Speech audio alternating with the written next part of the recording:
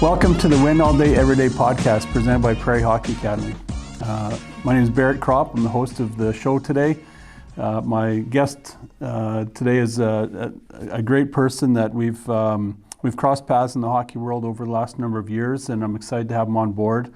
Last week we had Adrian Velaka, who's the high performance director for Gary Roberts training, and so we had some incredible stories where he's training McDavid and Bedard and Stamkos and Draisaitl, and just it was great to hear their stories and just how Draisaitl is changing his plans up and making an effort to kind of come alongside Connor, and then even how Bedard is training with them. And it was fascinating to hear it. So I encourage you, if you're new to our show today, flip back on a few episodes and give Adrian a listen. He talks about the champion's mindset, and what excites me about today's show, when we talk about the segue of championships and a champion mindset, today's guest is all about championship and leadership. And so he came from, he's a Saskatchewan dude. He captained the Prince Albert Raiders, captained Regina Pats, captained University of Manitoba, coaching the Saskatchewan Junior League, coaching the Western League with, so in the SJ with Nipawin. Goes from captaining as a player the Regina Pats to coaching the Regina Pats, Brandon Wheat Kings, Seattle Thunderbirds, and then on to the NHL with Ottawa, and then just this last year, culminating this last year with the Stanley Cup win with the Vegas Golden Knights. So I'm super excited to bring on board for today the Assistant Director of Player Personnel, Mr. Bob Lowes. Welcome to the show, Bob. Thanks for having me, Barrett. Incredibly exciting for you this past year for you guys to win the Stanley Cup. Right off the hop, what was that like? What was it feeling like to win the Cup? Well, we've been close a few times, I guess, when we started out of the gates with Vegas. Nobody expected us to win, and we got all the way to the Stanley Cup final, and you kind of look at it and you go, can you ever get back here again? You know how hard it is, because since you've been in the league, like from being in the league for a few years with Ottawa before that, when I got to Ottawa the first year in 2007, we got to the Stanley Cup final against Anaheim. And yeah, that was a funny year. I was kind of part-time scout. I didn't really feel a part of it, but had watched those Ottawa teams before that come very, very close. They had like President Cup teams that couldn't find their way to get to the final or get to the Stanley Cup final, and lost to Toronto, lost to New Jersey. It's so hard to get there. We were able to get there the first year. You just don't know what it's going to look like after that. We had a couple other conference, runs to the conference finals, and you don't get there. And then the year previous to this year, we didn't even make the playoffs. So it's tough. But it's funny when you're there putting the team together. You kind of see how it's made, and we always felt that we had a very good team, a lot of depth in all areas. You just need a little bit of luck and to get your game at the right at a high level at the right time. And I think that all came together this year. Yeah. So it was exciting. What have you had your day with the Cup yet? Mine's actually, I'm up at the lake, Emma Lake, and I asked to have it at Emma Lake first and Regina second. And what happened was, you know how scouting never ends. It was going to be up here because Chandler Stevenson was having it August 1st and at the lake, and it's really, to get the Cup is player driven, and then they work from there. And July 31st I could have had it, but I was away at the Linka. So then you got to pivot. And they said, okay, we have a couple other dates for you. You can get it October 2nd to 7th. So we decided to take it on the 7th. My wife just said, let's get it in Regina. It's a Saturday on the Thanksgiving weekend. The Riders are playing. We're doing some initiatives with cancer, because it's Cancer Month. It's breast cancer. My wife went through breast cancer 10 years ago. So we're doing some initiatives and some fundraising for breast cancer, as well as being able to have it with the family on October 7th. So we're pretty excited about that. Yeah, that's amazing. Really, it doesn't surprise me. Like I said, you're a leader, and you're always looking for ways to give back, and so that's exciting to be able to take it back to Regina, but also just to dovetail some other stuff into it. Good on you guys. You touched on it a little bit there with Vegas, and being there from day one, sort of thing, and building a really a juggernaut, right? Like how did you guys? What were you when you're building it, and you got that expansion draft, and then the pieces that you added through free agency, and then your drafting, of course. What are some of the things that you're looking for in your players? What is it that, from a character side, that you're looking for? The biggest thing you have to look at is the NHL's so good. The players are so good. The talent. And I think right away you have to have enough talent. You start with the talent level. I think it's a real interesting thing I was reading the other day. Bill Belichick said it. He said, talent gets you to your floor, character gets you to your ceiling. So I think you have to have enough talent to play in the league. And then you look at intangibles from there. I think that really allows you to meet your, potential to get there. Because when we're scouting them, as you know, they're still quite young, teenagers. And there's still a lot of growth and development left there. So in order to get there, there's a lot of work that has to go into it. And I think you just touched on it with your introduction with Gary Roberts and how they're developing players. And that's where it starts. Those top players, they've got something different in them that they want to be the best. So they're going to invest, and they invest every day. And they invest physically, emotionally.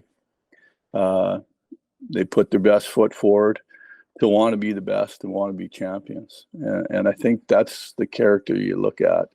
And because it isn't, you have to have enough talent. Let's be honest. Yeah. Yet some guys can we say some guys will themselves to get there, and you find those guys.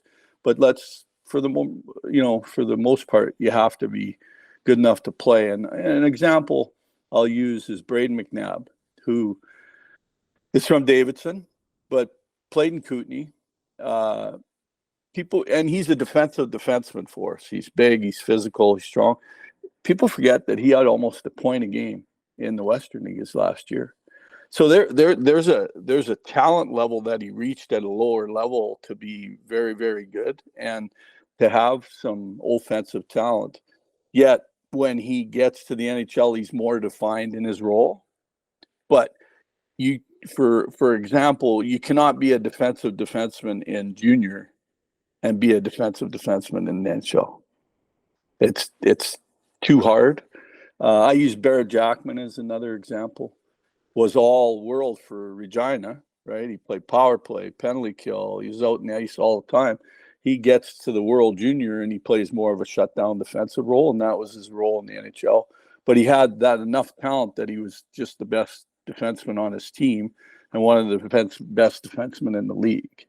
So there's examples of it everywhere, and those are just some of them that come to mind when we speak of it. That's a great point. You can't substitute that for sure. You gotta have that, and then all those other intangibles. That's where you guys come in as scouts to really find what those other intangibles are. Because I think everyone will recognize talent, right? It's finding that extra secret sauce that a player might have. Yeah, the due diligence. I think we take a lot of pride in doing our due diligence and finding out more about that player. There's through their coaches, through their billets, through just any way. There's no secrets. I always say hockey's like 1 or 2 degrees of separation, not 6. Like somebody knows somebody that knows that player. For sure. And I'll tell you, one of the best at it is Kelly McCrimmon, and finding out about players and knowing somebody that knows that player. And people don't realize when we're doing even a trade at the NHL level, there's a huge vetting going on as well too. So I look at Jack Eichel, for example. Everybody had this certain perception of him. We had done enough work to know that there's some championship pedigree in there. So Yeah, that's awesome. Let's just switch gears a little bit. Throw back to 20 plus years ago when you're the guy behind the bench, not hunting for talent, but you're on the bench. Is there much of a mindset change for you as a coach to being you as a scout and a player development guy now? Like when you're on the bench, who did you trust to go out there for those special moments of end of games or power plays and stuff like that? What was your mindset as a coach? I think you have to instill that trust in your players, but also those players, those certain character players, come back and make it easy for you to put them on the ice. And it comes back to the character and abilities, but leadership, character. We're going through it now. Ryan Craig, who was a player that I coached, he was a special player when he was 15 years old. He just had a level of, when we brought him up in Kamloops, he just had this maturity about him that, he's very focused, very driven. And that just, every day he showed up and he went to work and he was very professional about it. And he looked at practices. We used to say practices weren't just what we did on the off day. That's how we get better. Like, that's how you get better every day. And it's incremental. And that's how you learn which players to kind of trust, which players will do things in practice that show you that they're probably ready for things in a game.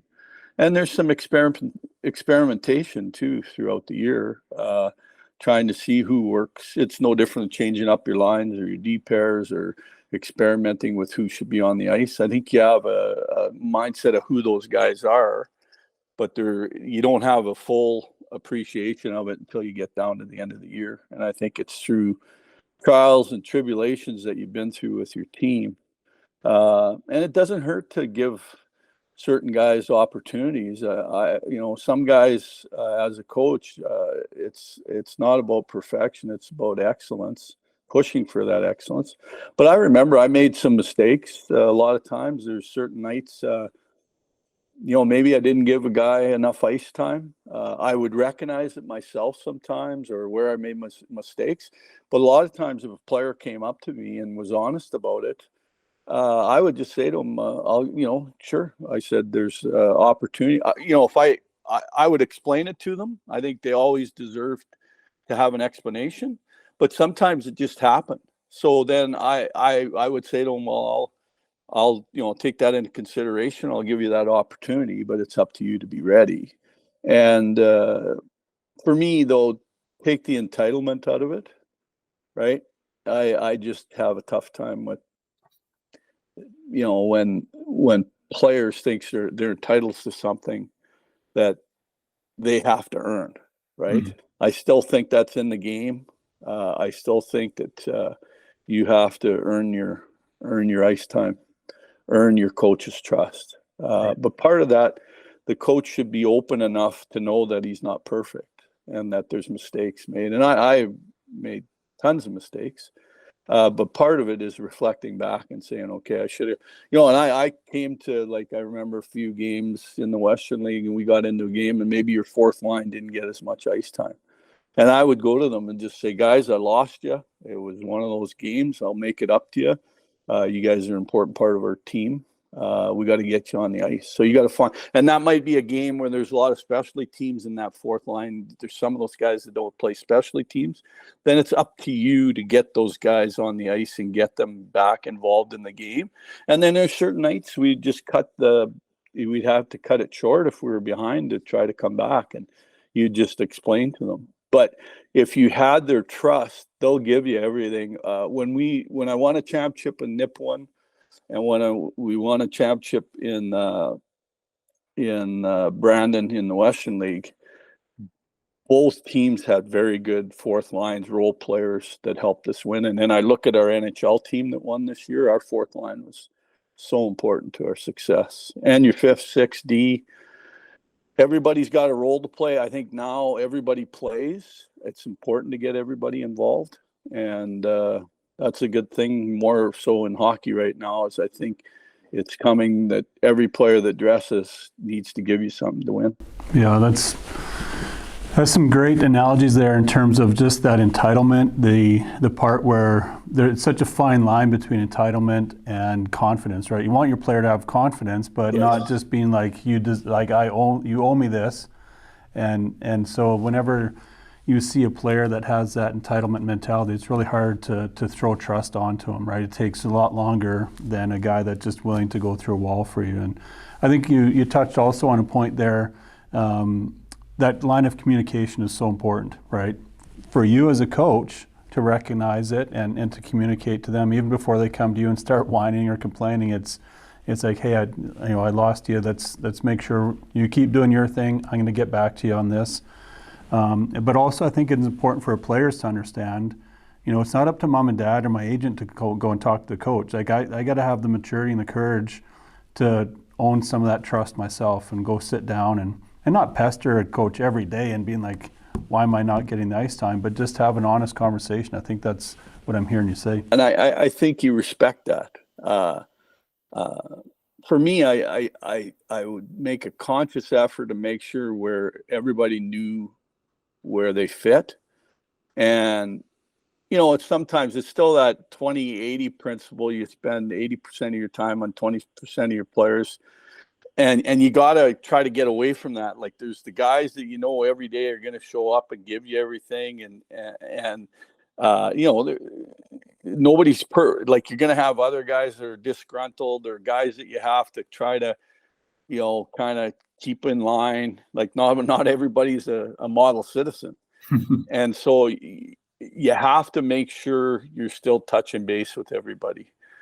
Even the guys that you think don't need it, you still have like that kind of are self-motivated and that you still have to touch base with them just to even see how they are. And then the other guys, you just got to make sure you're spending your time on them. But if you do a good enough job with the guys, your top guys, they help feed your culture as well too, right? Like a lot of things can be done in-house by the players once you get your culture the way you need it, and what's expected of your players. Like, you're expected to show up every day on time and work hard, give everything you can in practice. And, obviously that's pretty simple, but, there's other things that, when you're doing off ice training, whatever that is to make sure that you're doing that as well too, and putting your best foot forward there. So yeah, your culture gets set by the leadership of your coaches. It comes all the way down. It comes from ownership, management, down to your coach, and then the players are the best at managing anything or managing your team better than the coaches themselves. So that's a big part of it. Yeah, and I mean, you guys there in Vegas, your ownership group, from the stories that are told, was in 6 years we're winning the cup, and everything stemmed from there in terms of how you guys went about from day one selecting your players, the culture. I get the feeling anyhow, and maybe you can correct me here, but you guys were about developing that culture through trust, through making sure you had the right players, of course, that had the right talent, but sort of just fostering that where everyone in the organization trusted each other, and that's what developed a champion. It wasn't, you didn't magically go out and find, the just talented guys and let them go. They had to come in the incubator that you guys created of your culture, and that's what produced the champion. Comes right from your ownership. I know that from being in two different places, and I won't get into Ottawa, but just in Vegas from Mr. Foley, it goes down to George McPhee and then Kelly McCrimmon, and it just gets fed down through the organization. And we have a very good culture through management, which goes into, all the way through hockey ops and everything. And then it goes to the team and even our sports science people, our equipment, everybody has a role to play. Everybody, I think, feels important. But also that culture is there as well too, and then your players as well. And we haven't been perfect. like it's hard to be perfect. We've made some mistakes. We've had some things kind of blow up on us. We've had some things go well for us, but you just got to stick with it and believe in what you believe, and know that if you believe in it, it'll eventually come around. And we've had to, we're on our third coach, so it's not perfect there either.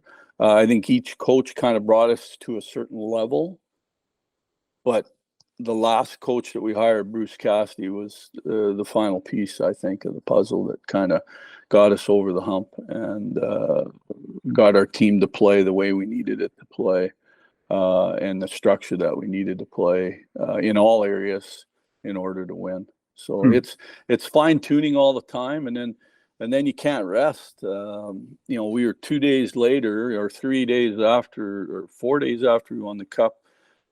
We're getting ready for the draft, but also looking at free agency. We want to sign Ivan Barbashev. In order to sign Ivan Barbashev, we got to get rid of one of the most important guys we've had in our team, Riley Smith. And it's hard because Riley was the consummate pro, been there from day one. You got to make those tough decisions. And you go back, we did it with Fleury when we went back and did it with Fleury even. So there's some tough decisions all the way through. That's one thing I give Kelly credit for. Once he wraps his head around it, he's going to do it. And, and he takes a lot of heat for it, right? And took a lot of heat, but for all the decisions, going right back to Fleury, but we made some huge moves, to be able to trade for Mark Stone and like Jack Eichel. You shouldn't be able to trade for those guys, right? And to be able to trade for those guys, and then going to get Pietrangelo in free agency was a huge one as well too. All these guys were captains on their teams, and I think that goes back to feeding our culture as well too. Right.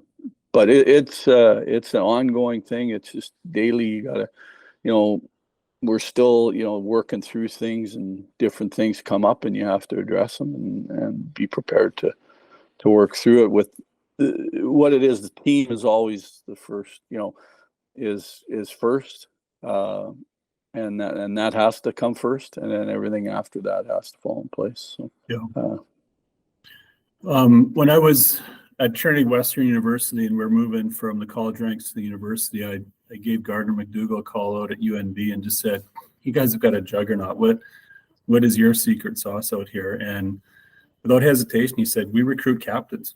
And if you look at their roster, pretty much every guy on there has either had a C or an A. And so we started modeling that at Trinity. We started, understanding that if they can be a leader, whether it's a 20-year-old captain or even an 18, 19-year-old captain at a junior team, we knew that was going to help us set our culture. And as we talk now about your role as a scout, and you're out there pounding the pavement, whether you're over in Europe at Helenka or just, in rinks from Flin Flon to Vancouver, what are you looking at it? Like, obviously not everybody can be a captain, and that's not, necessarily on the top of your list that the kid's got to have a C on his jersey. But as a scout, what are you doing now that's different than a coach that still you feel is like a critical part to helping your team move towards that culture of excellence? It's funny, when I got my first job, Frank J., who is a longtime scout, who's passed away since, but gave me my first opportunity. Had been with New Jersey for a long time and then was running Ottawa. In my interview, it was a quick interview. He said, I know who you are. I've had a couple of references. He says, all I want to know, are you going to scout like a coach? And I said, well, I don't know. I haven't really done a whole lot of scouting. But I said, maybe some of it, because I said, I think some of the things that you learn as a coach can help you as a scout, but it has to be focused on individual players, not how a team's playing, right? So you have to kind of get away from, well, what are they doing on the power play? How are they forward checking? You can't look at the team. You got to kind of throw that out and just look at the individual. I think the first thing that has to come, like I said, is talent, but also like maybe talent for some players doesn't bring you to them right away, but over a constant time, just their resiliency, effort, continue to show up and work to play and do the little things well, which you recognize as a coach, I think, what that looks like. So little details to their game. And also if the other coach, the coach that is coaching them now, you're watching and trust them in certain situations too, it tells you a lot about that kid as well too. Right. So I think all those things help you. I think the intangibles, like I say, are so important. And some guys can be a little slow to get it on, take a little bit of time to get on your radar. You know, we're seeing now that kids are getting drafted at 19 even that have been through 2 drafts. Kids are getting opportunities as free agents. Like we've had a lot of success with our free agent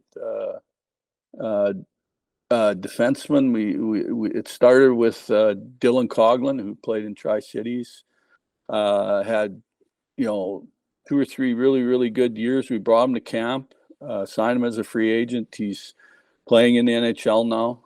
He played for us. We put him in the deal with Pacioretty to go to Carolina. Carolina just signed him again.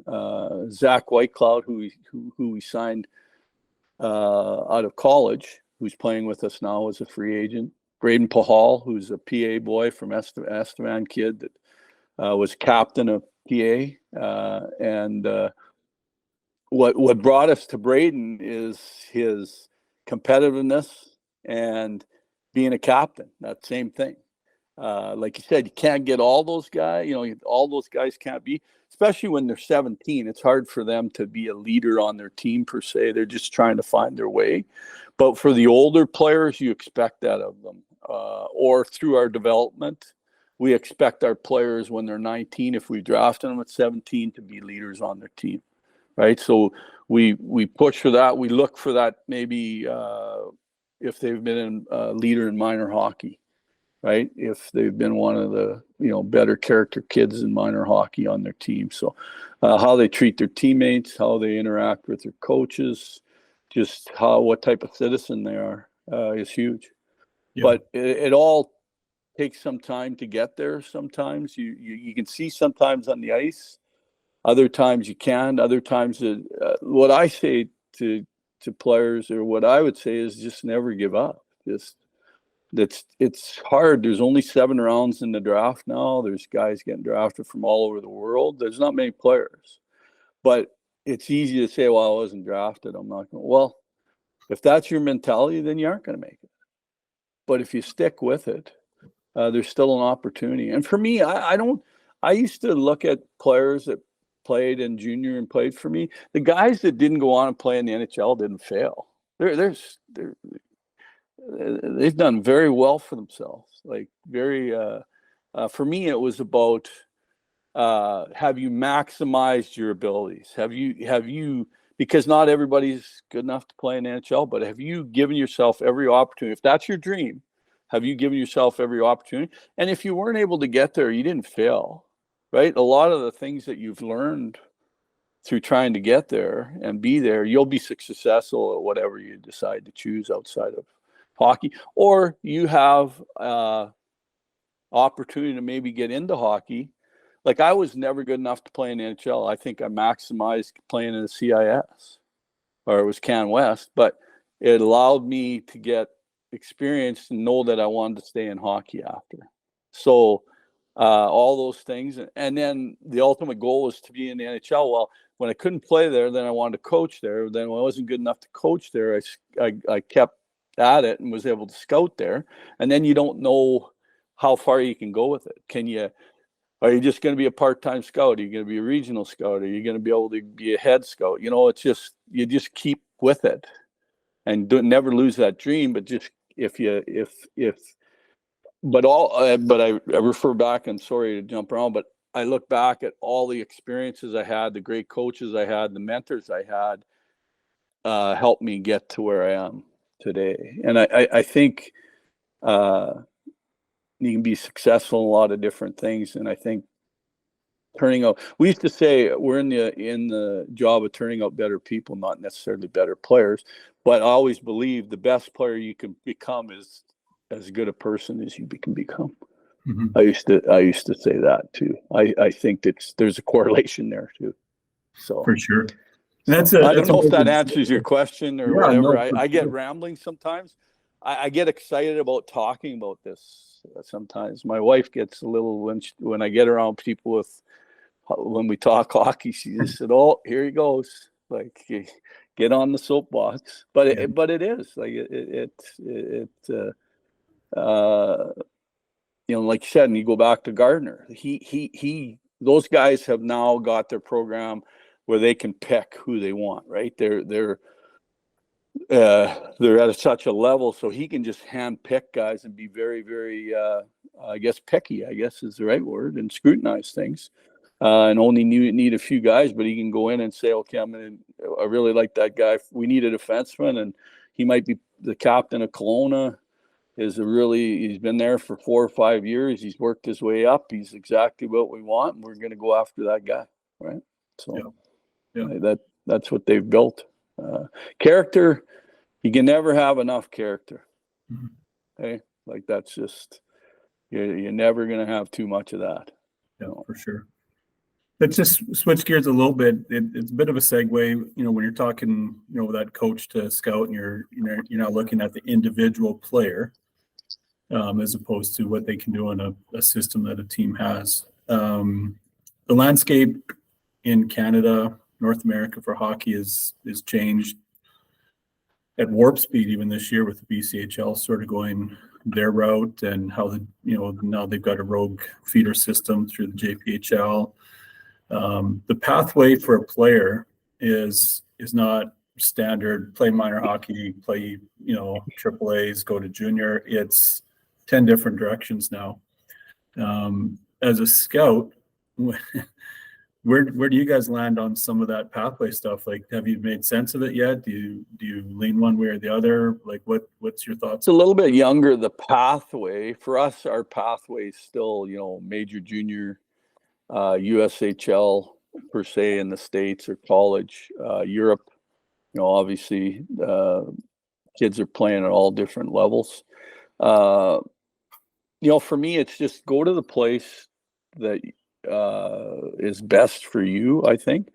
For me, though, the skill development, I think with the academies has made the skill level, because I think kids have more time on the ice to develop skills. But it still comes down to, and this is another thing we look at too, is hockey sense as well too, right? And that's something that's hard to teach, right? So, you can have enough skill, but if you can't kind of apply it on the ice. But I think you start with talent, you start with skill, hockey sense, the intangible things have to come out. I just think if you can have enough competitiveness within your leagues is important too.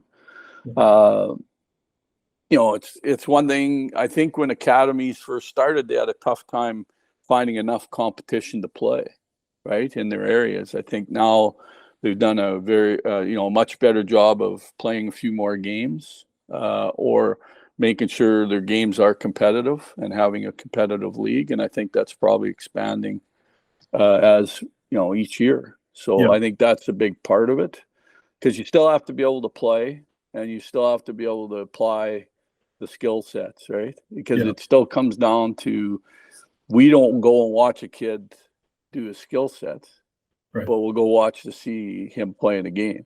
Right. And use those skills. Yeah. And use those skills. And it's not enough just to have skill. Then the intangible things come out. The skill sure helps. Right? Because you have to have enough talent, but then you've got to be able to apply that talent and play, play with some details, be able to play with other players on the ice. How do you utilize other players? All those things. I think the academies for me are addressing the talent part of things, or the skill level, working on skills. But for me too, I still believe that kids should play other sports as well too. Like, it's really, really important. We talk about that quite a bit. I know it's hard because you get to a certain age in Canada or US, even you have to be sports specific. We like to ask the question to a lot of the players, what did they play growing up? What other sports did they play? And how far and what level did they get to? I think that's important too. I think athleticism is a big part of it as well too. And it's funny, you kind of get into it, and where I found that in Ottawa, our strength and conditioning guy said, we got a couple of guys don't even know how to throw a football. And I went, what? Right? Like you don't know how to throw a football? And yet then there's Alexei Kovalev, who we've had. He loved throwing a football around before the game. Guys would go play soccer, and he'd think, because he was a Russian, and that he loved, there's a little Nerf football, and he would warm up by throwing a football.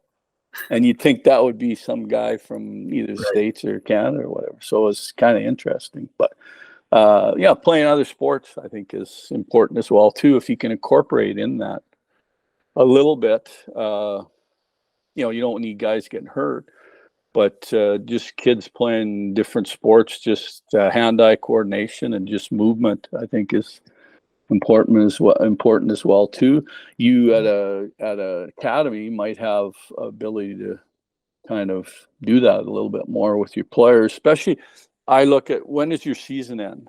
Like usually it's at March or I'm in March, but then we're still on the ice every day till the end of June. That's what I mean. But you have a chance to incorporate other things maybe into that, right? Yeah, for sure. And that's some movement stuff. That was one of the things for me that really surprised me about the academy side of it is, because it's part of your school day, like our on ice, the 75 minutes on ice, 75 minutes in the gym, that's part of their education. Yeah. So really they've got the rest of their afternoon, whereas if they stayed in minor hockey and they're from a small town, they got to drive an hour and a half at 9 o'clock at night to that practice, they're getting home exhausted. They got no time to do those extra sporting activities or hand-eye coordination drills, whereas our guys, like, classes and training are done at 3:45, 4 o'clock, and then we, continue to get them involved in other activities and other, stuff. And, last year, I think, the Western League Bantam draft, there was, I think, like 55% of kids drafted came out of academy hockey, right? So the shift is happening. Those players are getting at a younger age. I know it, drives the cost up on development, but families also then need to look at if they're not part of academy hockey, they're still spending crazy amounts of money for spring hockey and going to all these other showcases and trying to find power skating coaches and shooting coaches, where as an academy, that's all in-house. And so I think for me, I was really impressed with how competitive the league is, how focused they are in the education, so that you keep that pathway open. Like you said, if you don't make it, you're not drafted to the NHL, you don't play pro, you've still got a great education that you can get out of it, and you become a successful business person or a teacher or whatever. So for me, those are the two things that really, opened my eyes from an academy perspective, not being involved for a number of years and just coming back to Saskatchewan to be here at Prairie. I think it's right where we need to continue to develop this character that you talk about, but at the same time make sure that the skills there and some of those other soft skills are coming alongside of it. And it's funny you talk about the education, because we always thought that was huge, an important part. It's funny when parents would come to us, and I'd say the biggest question shouldn't be how much ice time is my son going to get. It should be, can he maintain his schooling, right? And can he get a good education, I guess is the right way. And where's he going to live, right? Is he going to be looked after? Right. For me, those are the priorities. And then the third is the hockey. That's what I always thought of my own son. Like, be looked after where you're living, and make sure it's comfortable and that you're looked after, and that you're not taking a dip in education. We're not saying we're going to make him a better student than he was, but it did happen with a lot of our guys, because we had study halls, we were able to start incorporating getting them help as well, tutors. So all those things to help their education. But for me, if you're a parent, those are the things, and the academies can check those off pretty easily, right? And then it comes down to the hockey, and then make them a better player, and having the resources to make them a better player as well too. So all those are the three things for me that need to be addressed, and because they're, you need to develop a well-rounded person as well too, and education does that also. Moving away from home can force them to grow up too. We've got a segment on the show called Guide and Provide. It's just kind of an information piece. It's almost like some advice that we share with families, because we get parents, whether they're at our academy or just at our camps and different things like that. They're always asking, what should I be doing for my son or my daughter in these different areas. So from your perspective, like I said, you captain as a player, went through the coaching ranks, you're player development guy now. What is some advice that you would give to the three different groups? What would you, a cheat code that you would give to parents, a cheat code that you would give to a U15, U17 player, and then also a cheat code or some advice that you would give to a young coach that's wanting to, move from playing to work his way through the coaching ranks? For me, for parents, I think it's less is more, if you know what that means.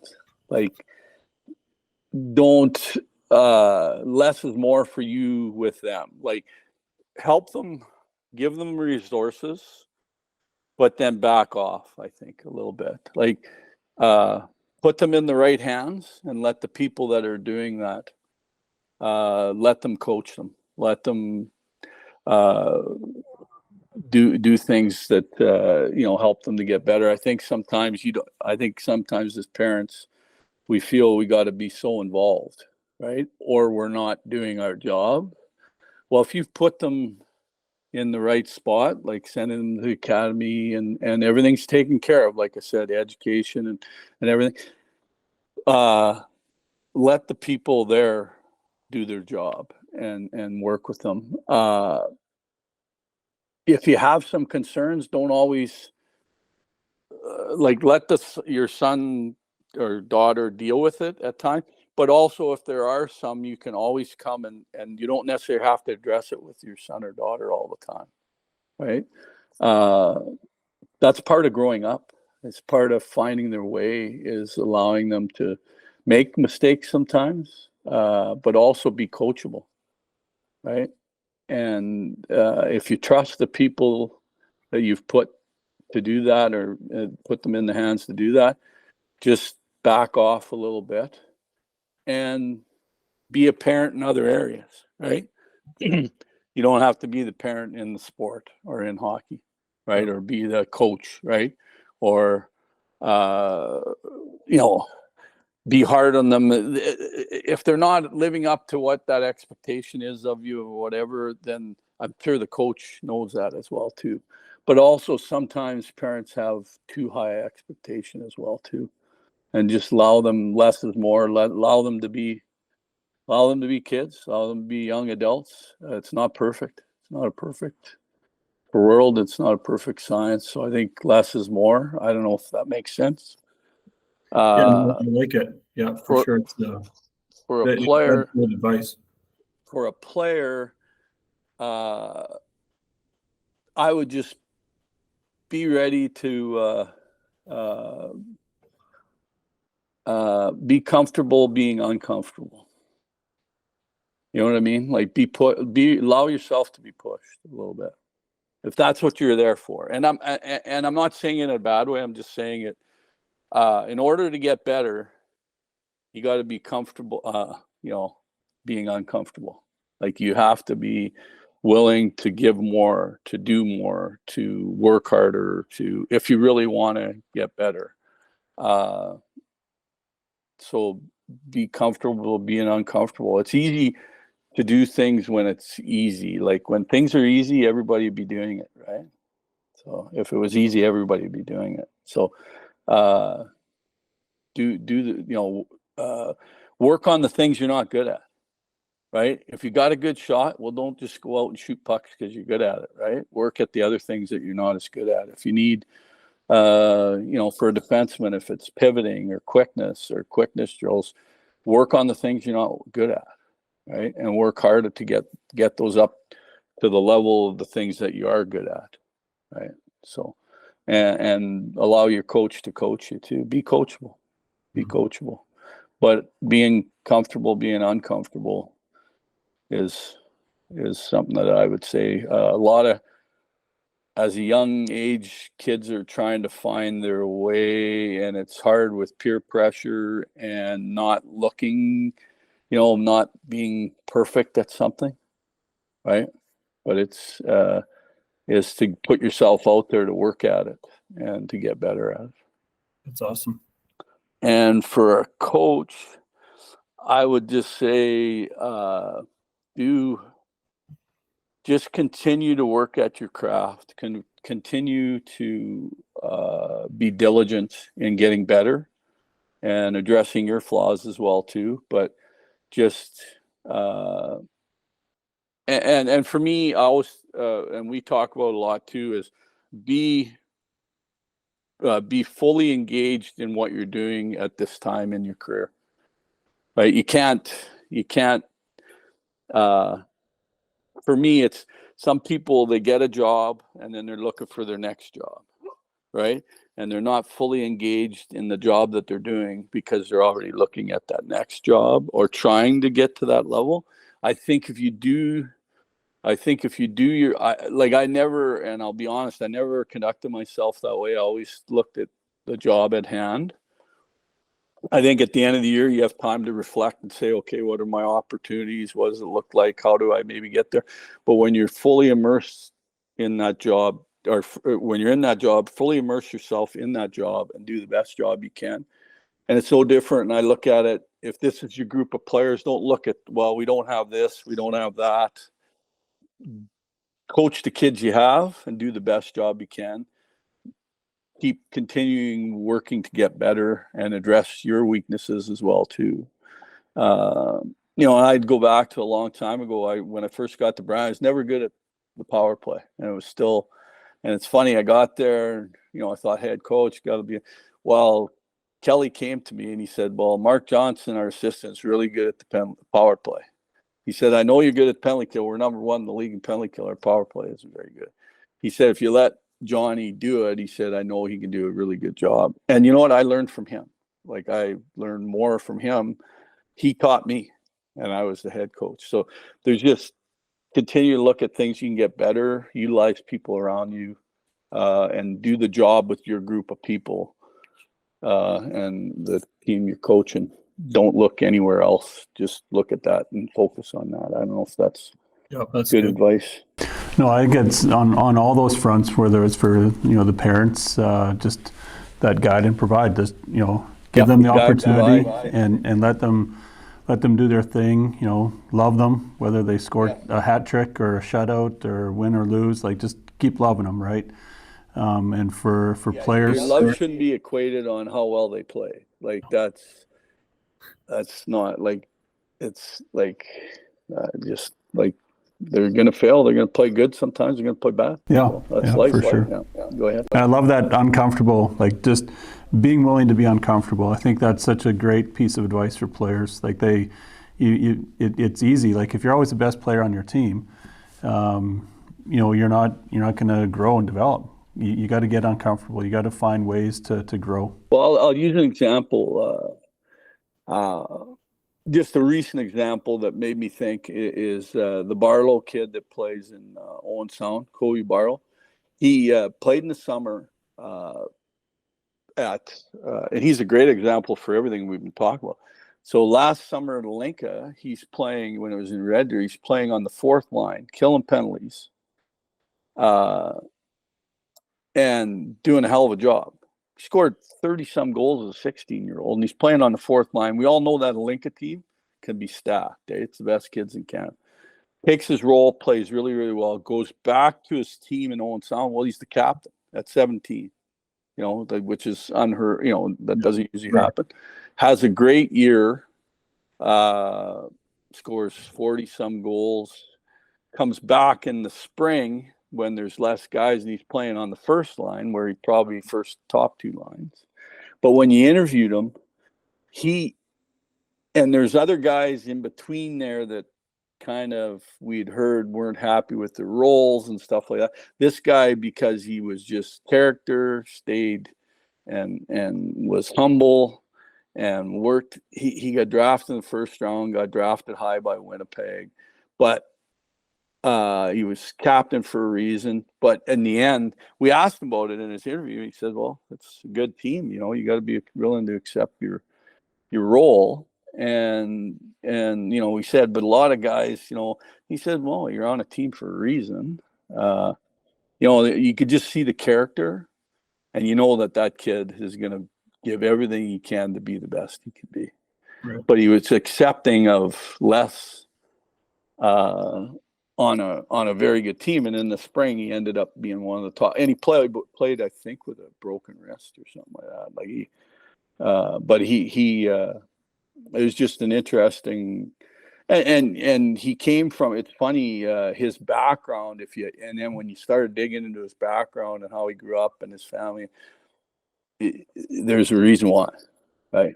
Like how he was raised was a big part of it, right? And so that's just an interesting story to throw out there. So 2 final questions. One comes back to what you're just talking about around the draft, like with the NHL draft, and players go through all their, you know, the combine and measuring their fitness level and their VO2 and all those metric. And then there's the daunted interview that you've alluded to. What is there some sort of inside info that you can give a young player in terms of if he's going into this year of his draft? Like how does a kid get ready for that kind of an interview and that pressure that would come with it? For me, I would say just what I don't like is maybe when they've been coached to say certain things or to maybe upsell themselves. For me, you know, every team has a different approach, is what I'd say. For us, we like to, our approach is self-evaluation. Like you only have 20 minutes with them. So a self-assessment for me is really, really important to be able to assess yourself. So we ask a lot of questions on them, assessing themselves, strengths, weaknesses, different times of the year, knowing that we've seen them play, how would they evaluate how they played? We already know the answer, right? So you don't need to, I guess, baffle us a little bit with bull crap. I think you just need to be honest. And we have more respect for somebody that's honest when they played bad. Or told you, hey, I played pretty good there. Yeah, you did play pretty good. Like you assess yourself. Like don't undersell yourself either. Right. And then also not upsell yourself. Like be honest, be genuine. Answer the questions as honestly as you can without being pre-coached and trying to sell us on something. That's what I would say. I think you'd get more of a favorable response from teams than not. And different teams do it different. Some teams run it guys and ask other teams, don't ask that many. Some of them have psychology questions to answer and stuff. For us, we just kind of try to get to know the player. A lot of times we already know a lot about them already because we've done our due diligence, because we've had our regional guys interview them, because we've sent out a questionnaire during the year that they fill out. And it's not very long. It just gives us general background of their family and a few questions that could kind of give us a little bit of a snapshot of who they are. We only have 20 minutes, so we try to keep it to more of a self-assessment type things, because I think a big part of trying to get better as well is being assess yourself and say, geez, I played really good here, or I didn't. And if a guy has too high of a self-assessment of themselves, it's hard to coach that player too, right? It's hard to go to that player. All the best players I ever coached or been involved with, they were the hardest on themselves. Like they knew when they didn't play well. So you didn't have to go to them. And you also knew, because they knew they didn't play well, you knew their next game was probably going to be, quite a bit better, right? Because they've self-assessed and said, it's not the guy that said, geez, I was pretty good. Well, you weren't good. Like you weren't. Like, and that happens. And when you have a bad game, you can't let it, keep on that. Part of getting out of it is realizing when you haven't been as good or haven't been good in certain areas. And for me, the answer, well, I was okay. Well, what is okay? Okay for you isn't necessarily okay for me. I hate the answer okay. What is okay, right? So we have them assess themselves and do stuff on like a 10-point scale, right? So 5 would be average, I guess, and 10 would be excellent. So they just can't say, well, it's okay. Well, what is okay? Were you 5 or were you 7 or what do you think's okay for you? Yeah. So that's just be a genuine, be yourself. We try to keep it light so kids aren't too nervous. I don't think you need to, if you kind of get them to be relaxed, I think you get more out of it as well. That's good. Great advice. In closing, we always wrap up with a story. So I just want to throw the question to you of, maybe it'll spur a story, but in the game of hockey, you've been involved as a player, coach, scout. You've won at every level. You've been a leader at every level. Who shaped you? Like who impacted you to give you your love for the game? Well, I think it starts with your parents. We go just what we're talking about, and we grew up in a different time. Like we grew up with minor hockey and playing in your community club, and then maybe you got on an all-star team and worked from there. It was a different time, but my dad was heavily involved. He played hockey and coached and was president of our community club too, and helped a lot of young kids play. And I know he paid some of their fees so that they could play, because I wasn't from a very affluent area. I lived in the east end of Prince Albert, and there's a different demographic there growing up. But my dad did that, so he was influential to a lot of kids. I have through. It's funny. Through winning the Stanley Cup, I had a lot of people come back to me and tell you, your dad would be proud of you, and your dad was, a big influence on me, right, growing up and stuff like that. So at a personal level, at home, it would be him and our parents. Support from your brothers and sisters, support from your family. You need support from your significant other and family, and this. I know you know this as well as anybody, because we know each other's stories. But being in hockey is not easy on your family life per se. There's a lot of sacrifices that go with it. So you need your family support in order to get there. And then I go back to my coaches growing up, but also my coaches in, I had Terry Simpson, who I was lucky enough to be involved with, who shaped me a lot. Bob Strum was another one that, and I've been in contact with both of them since winning the cup. And I think that's kind of neat. But probably my biggest mentor on the coaching side was Wayne Fleming. And it's funny, Von Karpen and I we call ourselves Flemmer's boys, because we came through the University of Manitoba. What Flem brought for me on a coaching side and on a playing side, he made me the best player I'd ever been. And, it's funny, you go to college and you don't think you can get any better coming out of the Western League, but he made me a better player, and it was short-lived. But then I got to start coaching with him, and he just taught me how to look at the game in a different way, to be prepared, how to put a strong practice together, how to be prepared for a game. And I think it really, really gave me the confidence when I went to Nipawin and kept moving or kept moving up the ranks, that it just gave me that confidence to be able to look at the game in a certain way. And there's nothing replaces hard work and preparation, whether it be for your practices or for games. And Yeah, so those are the mentors. It's funny, you get to reflect when you, and you hate to refer, but you look at the Stanley Cup, there's a lot of things that come out of it, and it forces you to reflect back on what you've done in your career and who's helped you along the way.